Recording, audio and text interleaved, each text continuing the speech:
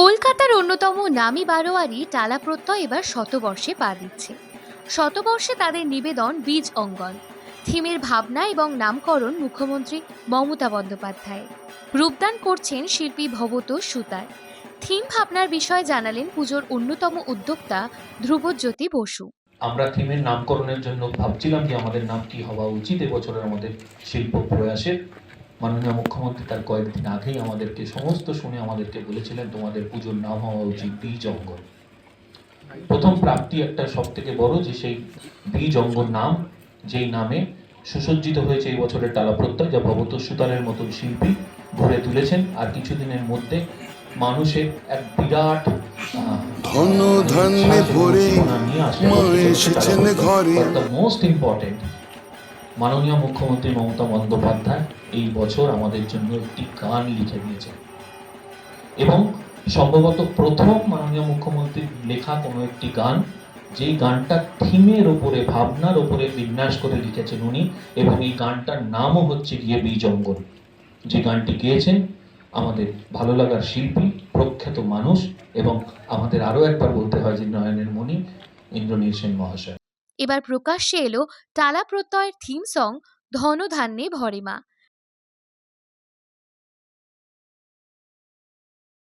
মুখ্যমন্ত্রী স্বয়ং গানটি লিখেছেন এবং সুর দিয়েছেন।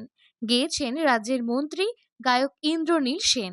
শিল্পী জানালেন, টালা প্রত্যয়ের দুর্গোৎসব দেখার জন্য দর্শকরা এমনিতেই মুখিয়ে থাকেন। শতবর্ষে তা যে আরো কয়েক গুণ বাড়বে সে বিষয়ে সন্দেহ নেই। আমার সঙ্গে নয়, অল ক্রেডিট গোস টু আমাদের মাননীয় মুখ্যমন্ত্রী মমতা বন্দ্যোপাধ্যায়। এই পুজোর থিমটাও আমি জানতাম, এখানে গানটা আমি পেয়েছি এবং নামকরণও মাননীয় মুখ্যমন্ত্রী মমতা বন্দ্যোপাধ্যায় বীজ অঙ্গন। এবং বিষয়টা খালি বীজ নয়, যে বীজের উপকারিতা এবং অপকারিতা এবং কীভাবে মানুষ সেটার মধ্যে ঢুকে পড়ছে, এইটা একটা নেক্সাসে না, সেটা থেকে বেরিয়ে আসা কী উপায় হতে পারে তারই একটা প্রতিফলন এই গানটি।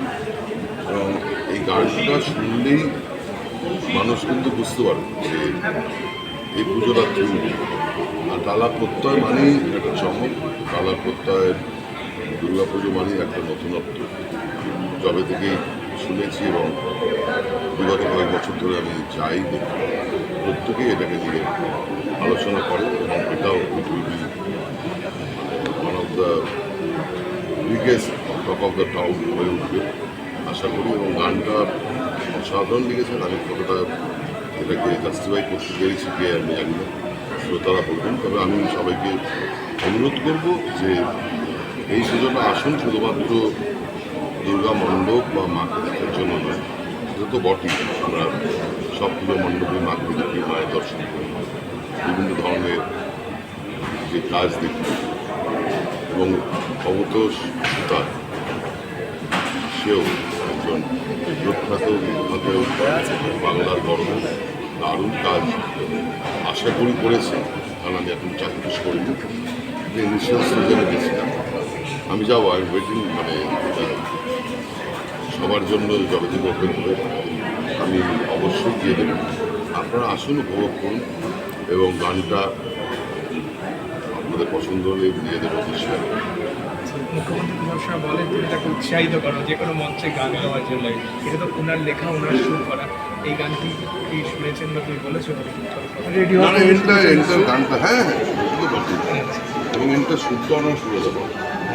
আমি খালি একটু অ্যারেঞ্জমেন্টটা কীরকম হতে পারে সেটা নিয়ে আলোচনা করি, বেসিক ভাবনা শুদ্ধও না লেখাও ধরনের এবং কী ধরনের ইনস্ট্রুমেন্টেশন হতে পারে সেই ভাবনাটাও মনে দিয়েছি। এবং একাধিকবার চেঞ্জও করা হয়েছে। উনি গান বাজনার ব্যাপারে সাংঘাতিক প্যাশনেট এবং সাংঘাতিক গান সাংঘাতিক সাথে যারা ফুল টাইম গান বাজনা করে তার থেকেও বেশি উনি ইনভলভ থাকেন যখনই গান বাজনা বিষয়। অভিক চ্যানেলের রিপোর্ট, আজ বাংলা ডিজিটাল।